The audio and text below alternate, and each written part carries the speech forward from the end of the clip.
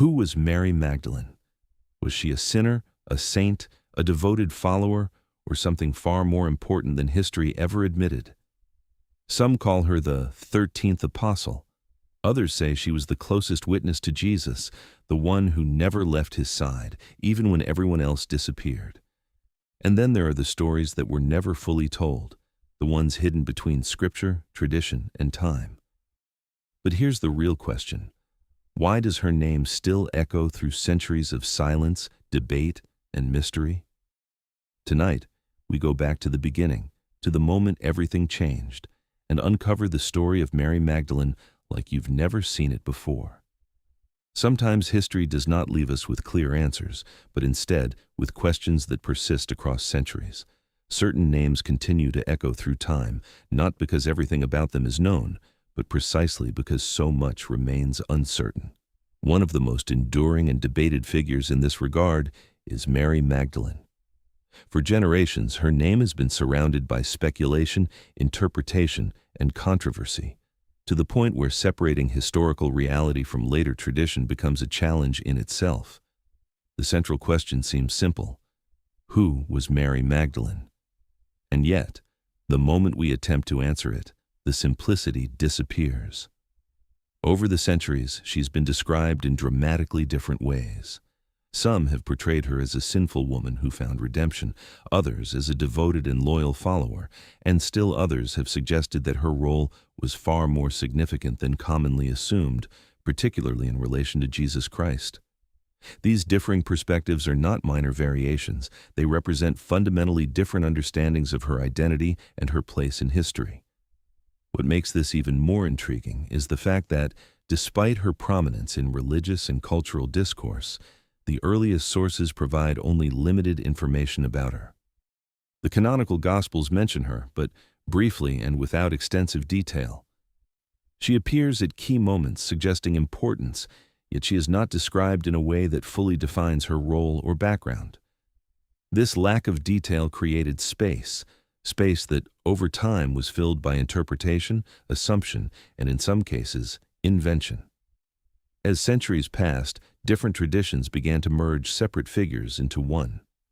Stories that may have originally belonged to different individuals were gradually attributed to Mary Magdalene. This process was not necessarily intentional or malicious. Rather, it reflected the ways in which communities tried to make sense of the texts they had, often seeking clearer narratives or moral lessons. However, the result was a transformation of her image. The historical figure became intertwined with symbolic meaning, and the line between fact and interpretation became increasingly blurred. By the medieval period, a particular portrayal of Mary Magdalene had become widely accepted in parts of the world. She was often depicted as a repentant sinner, a woman whose past defined her as much as her transformation. This image proved powerful and enduring, influencing art, literature, and religious teaching for centuries. Yet, modern scholarship has raised serious questions about this interpretation, pointing out that the biblical texts themselves do not explicitly support many of the claims that later became associated with her. This raises an important issue.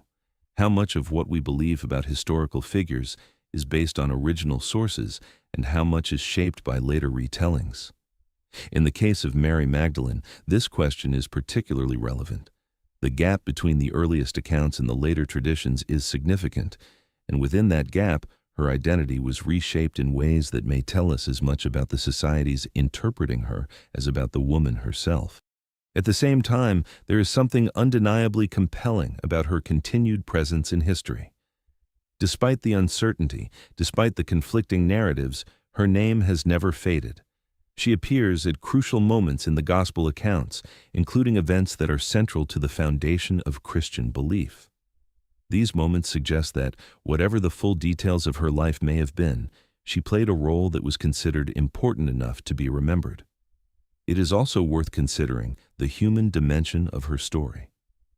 Behind the layers of interpretation and symbolism, there was a real person who lived in a specific historical context, a woman whose life, at some point, underwent a profound transformation, a woman who chose to follow a path that was not easy, particularly given the social realities of her time. and a woman who remained present during moments of fear, uncertainty, and loss when others may have stepped back. Perhaps this is one of the reasons her story continues to resonate. It is not only about doctrine or tradition, it is about change, loyalty, and the search for meaning. These are themes that remain relevant across cultures and time periods, allowing her story to be retold and reinterpreted again and again. However, if we are to understand Mary Magdalene more clearly, it is necessary to approach her story with care. This means distinguishing between what is actually written in the earliest sources and what was added later. It means acknowledging uncertainty rather than immediately filling it with assumptions, and it means being willing to reconsider long-held beliefs in light of historical evidence. In this video, we will attempt to do exactly that. Rather than relying on the most familiar or dramatic versions of her story, we will return to the earliest available accounts and examine them closely. We will explore how her image changed over time, why those changes occurred, and what they reveal about both the past and the present. By doing so, we may not arrive at a complete or definitive answer. History rarely allows for that. But we can move closer to a more accurate understanding. And perhaps in the process, we will discover that the real story of Mary Magdalene is not only different from the one we expect, but also more complex, more human, and ultimately more powerful than the legend that replaced it. Before Mary Magdalene became a figure known across centuries of religious tradition, she was, first and foremost, a woman living in a specific place and time, far removed from the symbolic image later assigned to her. To understand her story properly, it is important to step back and look at what little is actually known about her origins and what can reasonably be inferred from the historical and cultural context in which she lived. Her name itself offers the first clue: Magdalene. This is generally understood not as a family surname in the modern sense, but as a reference to her place of origin, Magdala. Magdala was a small town located on the western shore of the Sea of Galilee, in what is now modern-day Israel. In the first century, this region was part of a complex and often unstable social and political environment under Roman rule. Life in such areas was shaped by economic pressure, taxation, religious tension, and a constant sense of uncertainty. Magdala itself is often described in historical sources as a town associated with fishing and trade. It was not a wealthy center of power, but rather a working settlement where ordinary people lived and labored under the conditions of their time. If Mary truly came from this place, then she likely grew up in a world defined not by privilege, but by survival, routine work, and the pressures of everyday life in a Roman-controlled province. Beyond this geographical link, very little is stated directly about her early life in the earliest surviving texts. There are no detailed accounts of her family, her childhood, or her social position. This absence of information has left historians and theologians with a wide space for interpretation, but it also suggests something important. In the original sources, her identity is not defined by her past, but by the moment she enters the narrative. One of the most frequently mentioned details about her appears in the Gospel tradition, where she is described as someone from whom 7 demons were cast out.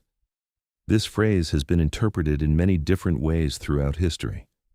In ancient contexts, references to demons were often used to describe conditions that today might be understood differently, including physical illness, psychological distress, or forms of suffering that could not be easily explained at the time.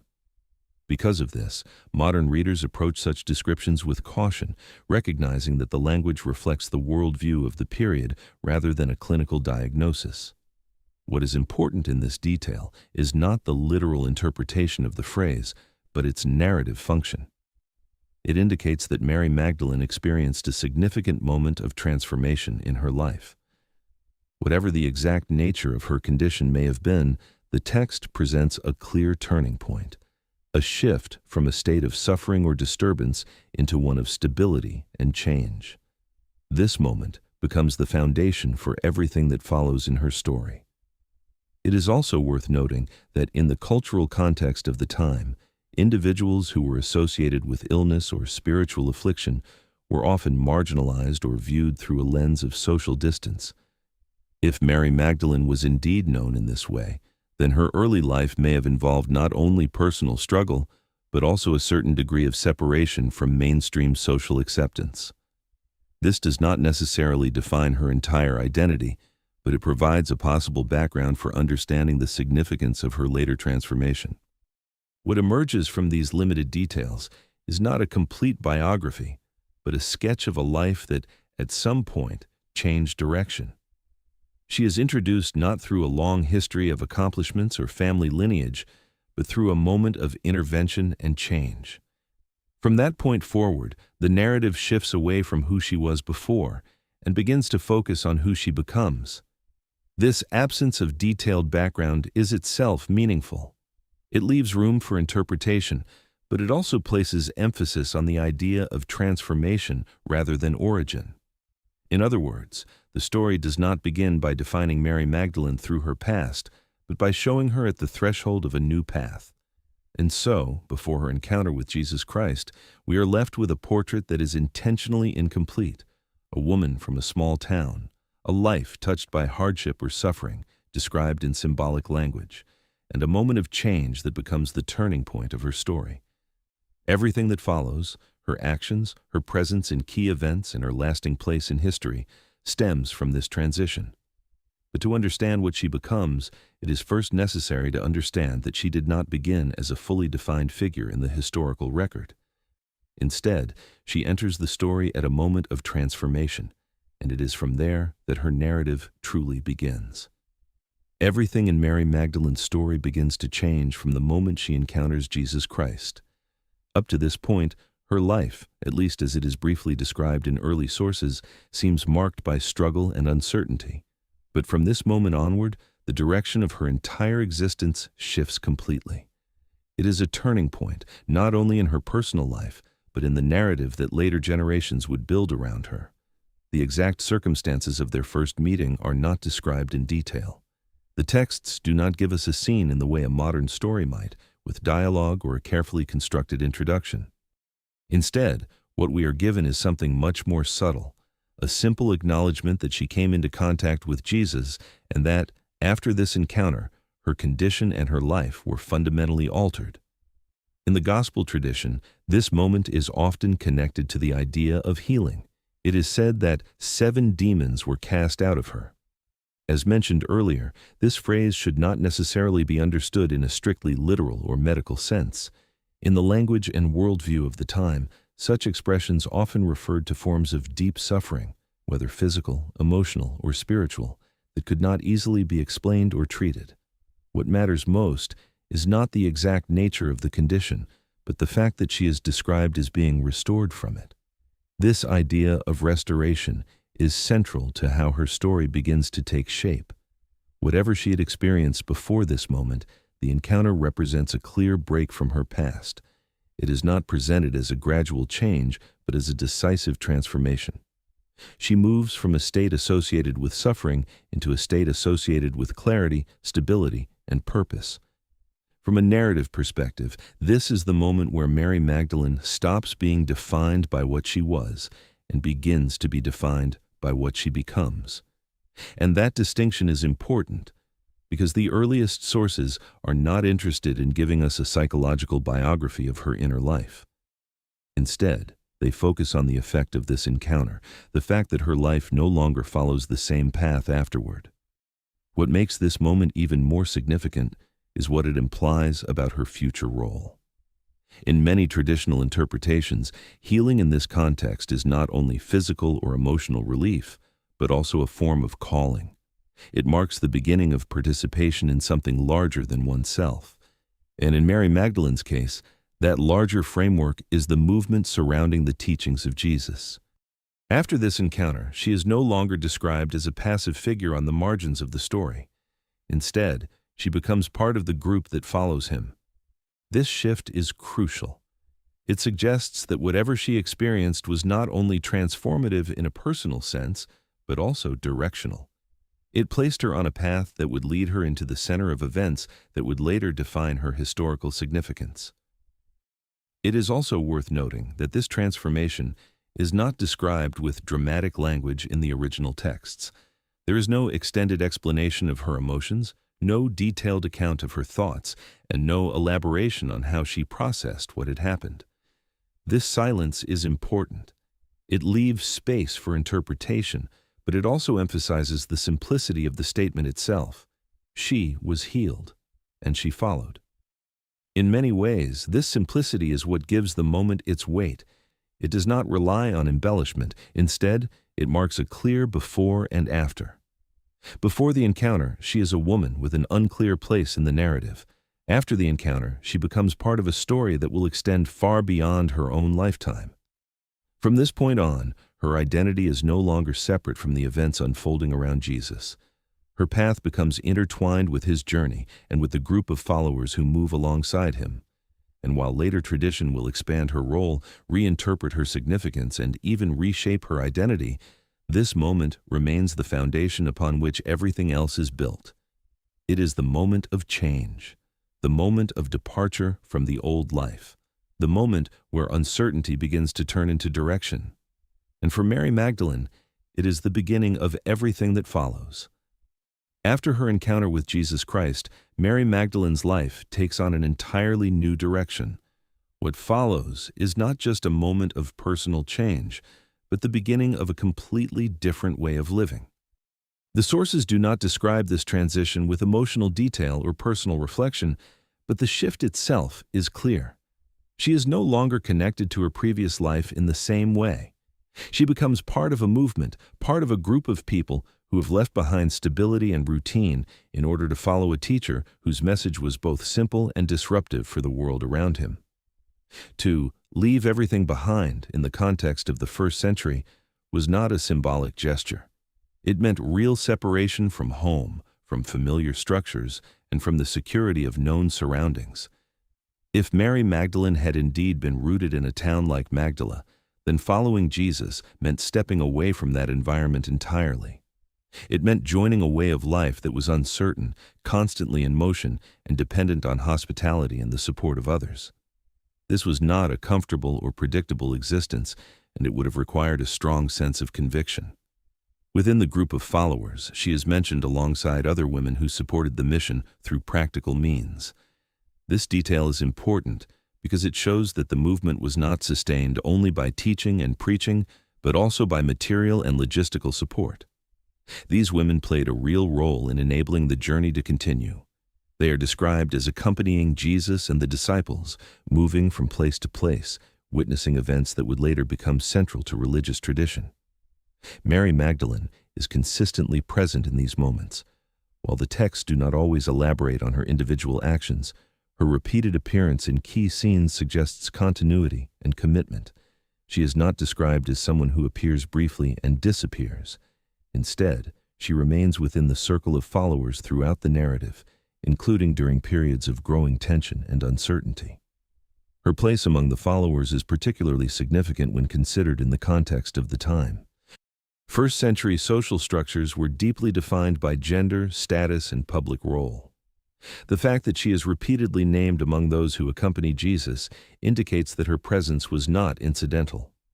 She was part of the group that remained close, even as the movement became more visible and more controversial. What is also notable is the absence of distancing language in the earliest accounts. She is not presented as an outsider observing from afar, nor as a symbolic figure detached from events. Instead, she is included in the same narrative space as the other followers.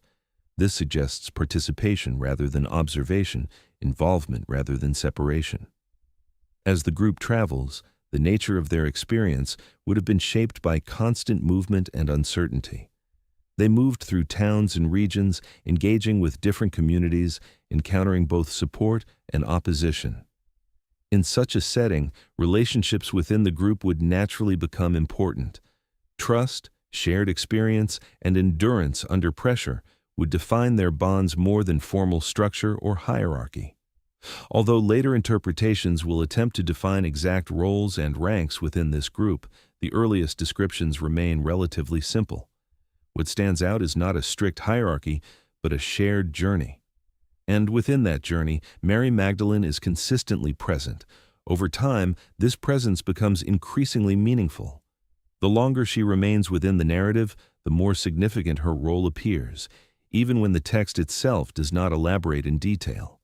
Her continuity through different stages of the story, through teaching, movement, growing attention from surrounding communities, creates a sense of stability within an otherwise fluid and evolving group. It is also important to understand that this phase of her life is defined not by dramatic declarations, but by persistence. There is no recorded moment where she announces her role or explains her position. Instead, her importance is communicated through repetition. She is there, she follows, she remains. And in a story that will later be shaped by moments of departure, fear, and transformation, this simple consistency becomes significant. It shows that her connection to the movement was not temporary or superficial. It was sustained over time through changing circumstances. In this way, Mary Magdalene's new life is defined less by a single action and more by a continued state of being part of the journey. She has left behind what came before, and she has entered a path that is still unfolding. And as the narrative progresses, her presence within it will continue to matter in ways that the earliest texts only begin to suggest. As the story of Mary Magdalene continues, something subtle but important begins to appear in the way she is presented in the earliest accounts. She is not only part of the group of followers surrounding Jesus Christ, but she is also consistently placed in moments that carry particular weight. Over time, this has led readers and scholars alike to ask a difficult question. Was there something distinctive about her role, or is her prominence simply a result of how the narrative developed? What stands out first is not a formal title or explicit designation, because none is given. Instead, it is her repeated presence at key points in the story. While many followers appear in broader group contexts, Mary Magdalene is specifically named in situations that are emotionally and historically significant. This includes moments of suffering, transition, and revelation. The consistency of her presence has led many to suggest that she held a position of special trust within the circle of followers, even if that position is never formally defined. Trust in this context is not described in abstract terms. It is implied through proximity. She is not positioned at the edges of the narrative, but often near its center. This closeness has been interpreted in different ways throughout history. Some view it as evidence of a particularly strong spiritual relationship, while others see it simply as a reflection of her commitment and endurance within the group. What is clear, however, is that she is not portrayed as interchangeable with other followers. Even in passages where multiple women are mentioned, Mary Magdalene is often named individually, suggesting that her identity carried specific recognition.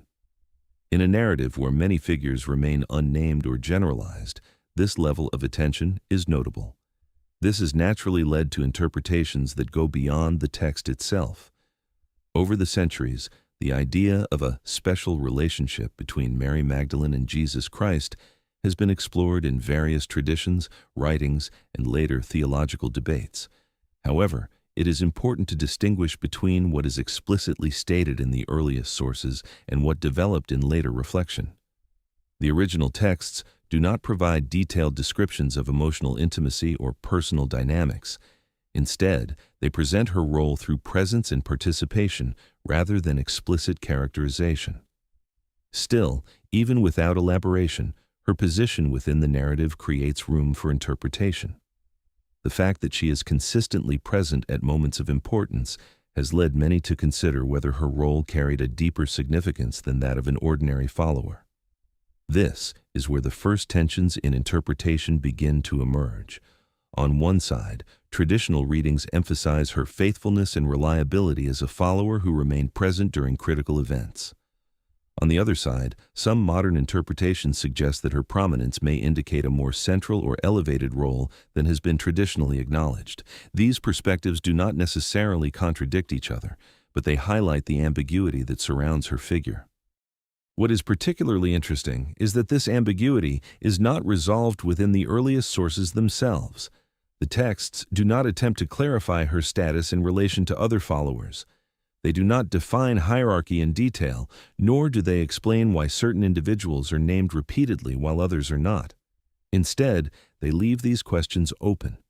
and it is precisely this openness that has fueled centuries of discussion. As her presence continues throughout the narrative, Mary Magdalene gradually becomes a focal point not only of events, but also of interpretation. Her role begins to attract attention beyond the immediate context of the story itself. The more she appears in key moments, the more readers begin to ask what her presence signifies. This is where the first real disagreements about her identity begin to form. Some traditions emphasize humility and devotion as the defining characteristics of her role. Others suggest that her repeated presence indicates a deeper level of trust or insight. And still others propose that later historical processes reshaped how her role was understood, layering interpretation over what may have originally been a simpler narrative. What is important is that these debates are not rooted in a single definitive statement from the sources, but in the spaces between them, in what is left unsaid as much as in what is written. And so, Mary Magdalene becomes more than just a follower within the story. She becomes a figure around whom interpretation itself begins to form. Not because the texts explicitly define her in elevated terms, but because they consistently place her close to the most significant moments of the narrative. It is from this closeness that the questions begin. And once those questions appear, her role is no longer just part of the story being told. It becomes something that people begin to argue about, reinterpret, and revisit again and again. As the narrative moves toward its most intense moment, everything begins to narrow in focus. The movement that once traveled through towns and gathered followers now finds itself facing a decisive and violent conclusion. The tension that had been building throughout the story reaches its peak in the events surrounding the arrest and execution of Jesus Christ. The sources describe this moment with stark simplicity. There is no emphasis on spectacle or dramatic detail in the way modern storytelling might present it. Instead, the accounts focus on sequence, arrest, trial, and crucifixion. What matters most in the narrative is not the visual description of the event, but its meaning and its impact on those who witnessed it. For the followers, this is a moment of disintegration. The group that had traveled together, learned together, and lived in close proximity under uncertain conditions now faces a situation that breaks the structure they had formed. Fear, confusion, and uncertainty dominate the scene. Many of the male disciples, according to the texts, distance themselves from what is happening. The center of the movement appears to collapse under pressure. And yet, within this atmosphere of fear and withdrawal, Mary Magdalene remains present. This detail, repeated across the gospel traditions, is one of the most striking aspects of her portrayal. While others retreat or remain at a distance, she is described as staying near the place of execution. The text does not elaborate extensively on her internal state, but the implication is clear. She does not leave. In the context of first-century execution practices, being present at such an event was not neutral or symbolic. It involved real risk and emotional intensity. Crucifixion was not only a method of punishment, but also a public display of authority and deterrence. To remain close to such an event required either extraordinary courage or an unwavering sense of commitment, or both. Mary Magdalene's presence at this moment has therefore been interpreted in many ways throughout history. Some view it as an expression of loyalty that persists even when hope appears to collapse. Others see it as evidence of a deeper connection to the events unfolding, a willingness to remain engaged when others withdraw. Regardless of interpretation, the narrative consistently positions her as one of the few figures who does not disappear from the scene. This contrast between departure and presence becomes one of the defining emotional tensions of the story. On one side, there is absence, those who cannot or do not remain. On the other, there is continuity, those who stay despite fear and uncertainty. And Mary Magdalene is placed firmly within the second category. The emotional weight of this moment cannot be overstated. It represents not only the end of a life, but the apparent end of a movement. For the followers, it is a moment that challenges everything they believed and experienced up to that point. The expectations of a future shaped by teaching and transformation are suddenly confronted with loss and silence. In such a moment, presence itself becomes meaningful. The act of staying is not passive. It reflects a form of endurance that does not depend on outcome or certainty. It exists even when the situation offers no clear resolution. The texts do not attempt to explain why Mary Magdalene remains when others do not. They do not provide internal reasoning or emotional justification. Instead, they simply record her presence, and in that simplicity lies its significance. Because in narratives of collapse, what is remembered is often not only what happened, but who remained. As the events of the crucifixion unfold, Mary Magdalene is not described as reacting in dramatic language or speech. There is no detailed account of dialogue or explanation.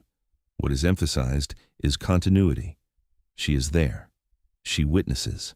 She remains within the space of the event. And this presence becomes the emotional peak of her story so far.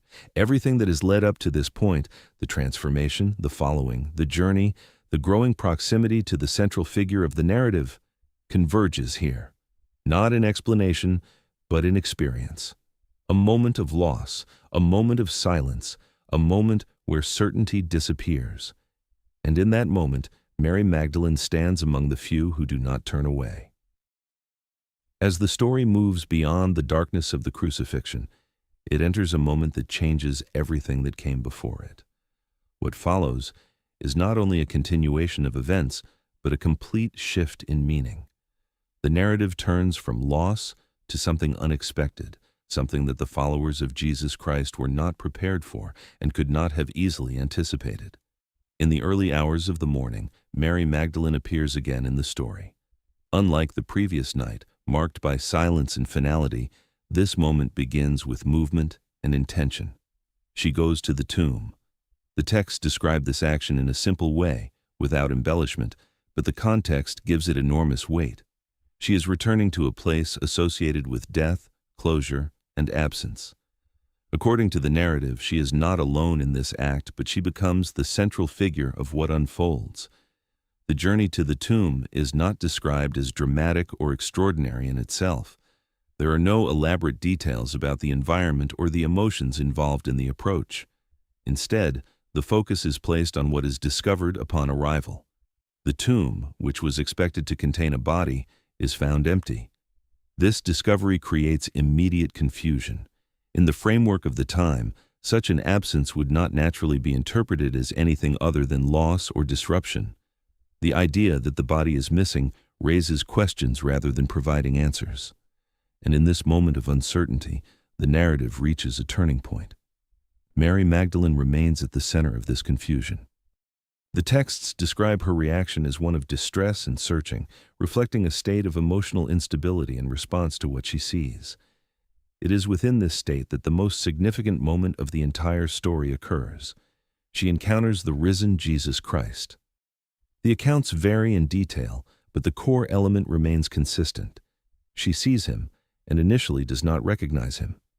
This detail is important because it emphasizes transition. The figure she encounters is no longer perceived in the same way as before. Recognition comes gradually, and when it does, it transforms the entire meaning of the moment. In many interpretations, this is the first appearance of the resurrected Christ, and Mary Magdalene is identified as the first witness. This positioning is significant within the narrative structure. She is not part of a crowd, nor does she arrive after others have already seen or confirmed the event. Instead, she is placed at the beginning of the testimony. What follows is not only a personal recognition, but a shift in the direction of the story itself. The event redefines everything that preceded it. The crucifixion, which appeared final, is reinterpreted in light of what is now revealed. Loss is replaced by continuity. Silence is replaced by message. Ending is replaced by beginning. Mary Magdalene's role in this moment is therefore not passive. She does not simply observe an event that is already established. She is the first to encounter and respond to it. In the narrative, she becomes the first messenger of what has occurred. This is why this moment is often considered the emotional and structural peak of her story. It connects everything that came before, the following, the presence during suffering, the endurance at the crucifixion, with everything that follows. Without this moment, Her earlier presence would remain part of a tragic sequence. With it, the meaning of that sequence changes entirely. The significance of this encounter is not only theological in later interpretations, but also narrative in structure. It transforms her from a witness of loss into a witness of continuation. It shifts her role from presence at an ending to presence at a beginning. And importantly, the text does not present this transformation as something she expects or anticipates. It unfolds suddenly within the ordinary act of going to a place of mourning. There is no preparation for what she experiences. The shift occurs within the encounter itself. From that moment onward, Mary Magdalene is no longer defined only by what she witnessed at the crucifixion. She is also defined by what she sees in the mourning that follows. The contrast between these two moments, death and life, absence and presence, becomes central to her identity within the narrative. And so, this morning becomes the point where everything changes. Not only for the story as a whole, but for Mary Magdalene herself, who moves from witnessing the end to witnessing what is understood as a beginning that follows it. After the encounter at the tomb, the story shifts again, but this time, the focus is no longer on what Mary Magdalene sees, but on what she does with what she has seen. The narrative moves from experience to communication, from revelation to message, and in this transition, her role becomes even more distinct. According to the account, Mary Magdalene is the first to carry the news to the other followers of Jesus Christ. She returns from the tomb and goes to the disciples who are still gathered in a state of uncertainty and grief. Their world, shaped by the events of the crucifixion, has not yet shifted. For them, the story still ends in loss. Into this atmosphere, she brings a different message. She tells them what she has seen, what she has experienced, and what she believes has happened. In the simplest terms, she becomes a messenger. But the importance of this moment is not only in the content of what she says, but in the fact that she is the one who says it first. In many historical and cultural contexts of the time, the testimony of women was not always given the same weight as that of men. This makes her position within the narrative even more striking. The earliest account places her at the center of the first announcement of the resurrection. She is not a secondary figure repeating what others have already confirmed. She is the initial witness reporting an event that has not yet been fully accepted or understood. The reaction she receives is complex. The disciples do not immediately respond with certainty or acceptance. Instead, the reports suggest hesitation, confusion, and disbelief. This reaction reflects the difficulty of processing what she is describing. From their perspective, the events of the previous days have ended in death. The idea of continuation challenges their expectations and understanding of what has occurred. This tension between message and reception becomes a key part of the narrative. On one side, there is Mary Magdalene, who has encountered something she believes to be real and significant.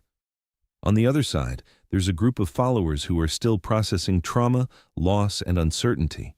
The gap between these two positions is not simply about information, it is about interpretation. And yet, despite this hesitation, her role remains unchanged in the structure of the story. She is still the one who delivers the message first. She is still the one who speaks when others have not yet seen what she describes. This positions her in a unique narrative role, the first witness and therefore the first bearer of testimony. In this sense, her function in the story is no longer only that of a follower or observer. She becomes a bridge between experience and communication. What she has witnessed does not remain private or isolated. It moves through her into the community of followers, initiating a shift in their understanding. Over time, this role has been described in different ways. In some traditions, she is referred to as the apostle to the apostles, not in a formal institutional sense, but in recognition of the fact that she is the one who delivers the first message to those who will go on to spread it further. This designation highlights the importance of transmission, how belief and understanding are passed from one person to another. At the same time, the narrative also shows that this transmission is not immediate or effortless. The message she brings is not automatically accepted. It passes through doubt, reflection, and gradual reconsideration. This reflects a broader pattern in the story, where transformation does not occur instantly, but unfolds through interaction and time. What is important is that Mary Magdalene does not retreat after delivering her message. She does not disappear from the narrative once she has spoken. Instead, her role as witness continues to define her presence within the story. She remains connected to the central events not only through what she has seen, but through her willingness to speak about it. In this way, her mission is not limited to a single moment of reporting. It becomes a defining aspect of her identity within the narrative structure. She is not only someone who experiences a pivotal event, she is someone who carries its meaning forward to others. And so, this chapter marks a transition, from witness to messenger, from observer to communicator, from experience to testimony. And in that transition, Mary Magdalene's role becomes essential to how the story itself moves beyond the moment of revelation and into the beginning of its wider impact. After the central events of the resurrection narrative, the story of Mary Magdalene begins to change in a different way. It is no longer shaped only by what she witnesses or what she says in a single moment, but by what might have happened next. And this is where history becomes less certain and tradition begins to expand. The earliest texts connected to Jesus Christ do not provide a detailed account of Mary Magdalene's life after these events. They do not describe where she went in later years, how she lived, or when and where she died. This silence is important. It means that from a historical perspective, her later life is not clearly documented in the primary sources.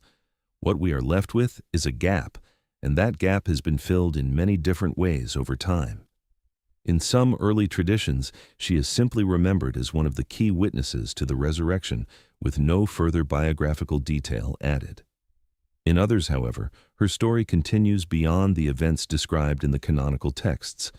These later interpretations, often found in apocryphal writings and alternative traditions, attempt to extend her role and explain her significance in broader terms.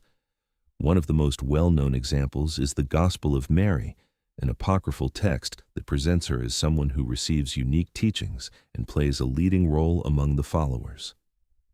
In this version of the tradition, she is not only a witness, but also a figure of understanding and insight, sometimes depicted in tension with other disciples who question her authority or interpretation. This reflects an early diversity of thought about her role within the broader movement. Other non-canonical texts and later interpretations go in different directions. Some traditions suggest she traveled after the events in Jerusalem, possibly continuing to teach or spread the message in other regions. These accounts vary widely and are not consistent with one another, which makes it difficult to reconstruct a single historical narrative. Instead, they reflect the way her figure was reimagined in different communities over time. In later Western tradition, particularly during the medieval period, her identity becomes even more complex. In some interpretations, she is associated with repentance and contemplation, often depicted as a solitary figure in reflection. In other regional traditions, especially in parts of France, legends emerge that place her journey far from the original geographical context, suggesting she may have traveled westward after the events described in the early texts. These stories are not historically verified, but they demonstrate how strongly her image continued to evolve. What is consistent across all these versions is the absence of a definitive conclusion. Unlike many historical figures whose lives are recorded with a clear beginning and end, Mary Magdalene remains open-ended in the sources. There is no universally accepted account of her final years, and this absence has allowed her story to remain flexible across centuries of interpretation. This flexibility is significant. It means that Mary Magdalene does not belong to a single fixed narrative. Instead, she exists at the intersection of history, tradition, and interpretation. Each generation has added something to her image, whether through theological reflection, artistic representation, or cultural storytelling. At the same time, this raises an important distinction between what can be historically supported and what belongs to later tradition. From a scholarly perspective, the earliest sources provide only limited information beyond the core events of the gospel narratives. Everything beyond that point must be understood as interpretation rather than confirmed history. And yet, these interpretations themselves are historically meaningful. They reveal how different communities understood her importance and why her figure continued to attract attention long after the original events. The diversity of these traditions shows that she was never a marginal character in cultural memory. Instead, she remained central enough to be continuously reimagined. In this way, Mary Magdalene's life after the events is not a single story, but a collection of stories. Some emphasize teaching, others emphasize contemplation, and others focus on symbolic meaning. Together, they form a layered tradition that extends far beyond the original textual references. What remains constant is uncertainty. We do not have a final chapter that closes her biography in a definitive way. Instead, we have multiple paths, multiple interpretations, and multiple attempts to understand what may have come next. And perhaps that is part of why her figure continues to endure. Because when a story does not end cleanly, it does not disappear. It continues to be retold, reshaped, and reconsidered, long after the original moment has passed. As the story of Mary Magdalene comes to an end, or rather reaches its reflection point, one question remains more important than all the others. Who was she, really? After centuries of interpretation, retelling, and symbolic reshaping, the figure of Mary Magdalene stands at the intersection of history and myth, where certainty becomes difficult and meaning becomes layered. Across the earlier accounts connected to Jesus Christ, she appears as a real participant in a series of events that became foundational for Christian tradition. She is present at moments of transformation, suffering, and what is described as resurrection. But beyond these core appearances, much of what people believe about her comes not directly from the earliest texts, but from centuries of interpretation that followed. One of the most persistent issues in her story is the accumulation of identity. Over time, different women mentioned in separate passages were often merged into a single figure. This process contributed to the long-standing portrayal of Mary Magdalene as a repentant sinner, a characterization that became deeply embedded in religious art and cultural imagination. However, modern historical and textual analysis has repeatedly pointed out that this specific identity is not explicitly stated in the earliest gospel accounts in the way it is often assumed today. Instead, what the earliest sources actually present is a more restrained and less defined image. She is described as a follower, a witness, and a participant in key events, but not through the lens of moral labels or detailed personal biography. This gap between the original texts and later tradition is where much of the misunderstanding developed. Over time, interpretation filled the space that the sources left open. Another layer of complexity comes from the way her role has been reinterpreted through cultural and theological history. In some periods, she was emphasized as a symbol of repentance. In others, she was viewed as a figure of devotion and loyalty. In certain modern interpretations, she has even been re-examined as a potentially central figure within the early movement itself. Each of these perspectives reflects not only an attempt to understand her, but also the values and questions of the societies producing those interpretations. When these layers are carefully separated, what remains is both simpler and more uncertain.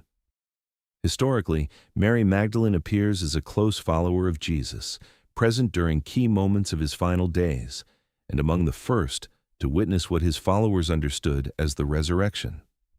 She plays a role that is consistent and significant within the narrative, but not fully detailed in terms of personal background or internal life.